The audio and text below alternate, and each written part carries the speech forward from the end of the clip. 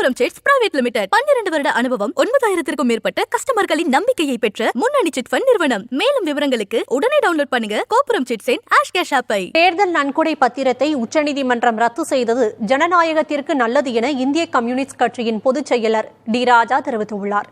டெல்லியில் நமது செய்தியாளர் நிரஞ்சனுடன் அவர் கலந்துரையாடியதை தற்போது காணலாம்.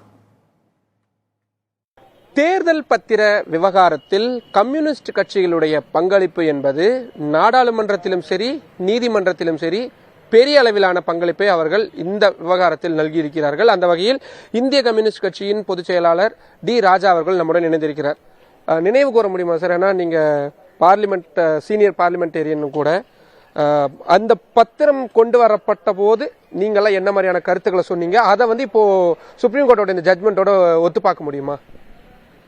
எலக்டோரல் பாண்ட் என்ற இந்த கொள்கையை கொண்டு வந்த நேரம் திரு அருண்ஜேட்லி அவர்கள் நிதியமைச்சராக இருந்த நேரம்.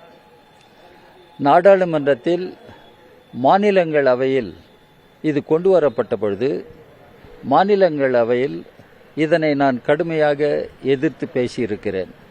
கார்ப்பரேட் நிறுவனங்களில் நிதி பெறுவது, எலக்டோரல் பாண்ட் முறையில் மக்களுக்கு அது பற்றி விவரம் கொடுக்கப்படாமல்,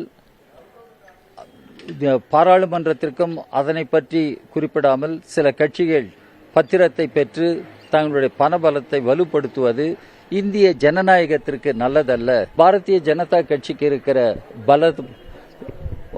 லோக்சபாவில் மக்களவையில் அவர்களுக்கு இருக்கிற பலத்தை வைத்து இதை நிறைவேற்றி கொண்டார்கள்.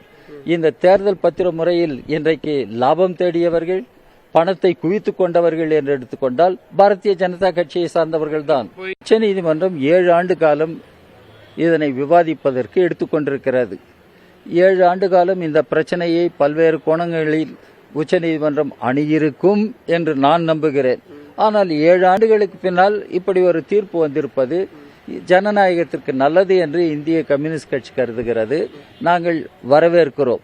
ஆனால் அடுத்தது என்ன, இதிலிருந்து எங்கே போவது என்ற கேள்வி எழுகிறது.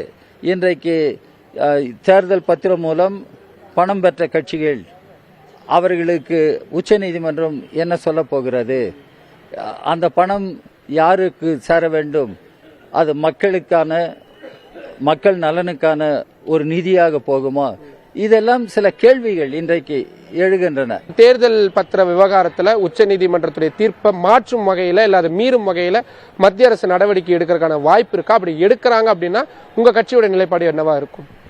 உச்சநீதிமன்ற தீர்ப்பை மறுதளிக்கிற முறையில், அதை நிராகரிக்கிற முறையில் ஆட்சி பொறுப்பில் இருக்கிற பாரதிய ஜனதா கட்சி ஏதாவது ஒரு நடவடிக்கை எடுக்கும் என்றால், நடவடிக்கை எடுப்பதற்கு முயற்சிக்குமானால் நாடாளுமன்றத்திற்குள்ளும் சரி வெளியிலும் சரி இந்திய கம்யூனிஸ்ட் கட்சி மட்டுமல்லாது இடதுசாரி ஜனநாயக கட்சிகள், மதச்சார்பற்ற ஜனநாயக கட்சிகள் எல்லாம் ஒன்றுபட்ட நிலையிலும் தனிப்பட்ட முறையிலும் எதிர்த்து குரல் கொடுப்போம், எதிர்த்து போராடுவோம்.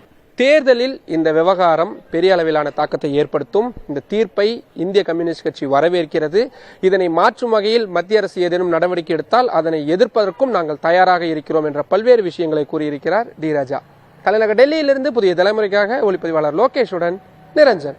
கோபுரம் சிட்ஸ் பிரைவேட் லிமிடெட் 12 வருட அனுபவம் 9000க்கும் மேற்பட்ட கஸ்டமர்களின் நம்பிக்கையை பெற்ற முன்னணி சிட் ஃபண்ட் நிறுவனம். மேலும் விவரங்களுக்கு உடனே டவுன்லோட் பண்ணுங்க கோபுரம் சிட்ஸின் ஆஷ் கேஷ் ஆப்பை.